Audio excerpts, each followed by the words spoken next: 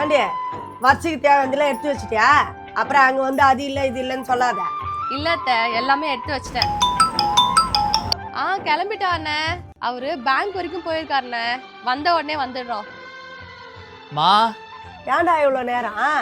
அங்க காது குத்த நேரம் ஆச்சுன்னு ஃபோன் மேல ஃபோன் பண்றாங்கடா. சீக்கிரம் கிளம்பு. சரிம்மா, இந்த செயின் கரெக்டாக இருக்கா பார்த்துக்கா. ஏண்டி லைட்லாம் ஒழுங்கா நிறுத்தினியா? எல்லாத்தையும் நிறுத்திட்டேன் அத்தை. அப்படிதான் சொல்ற. ஆனா கரண்ட் பில்லு எப்படி 2000 வருதோ தெரியல.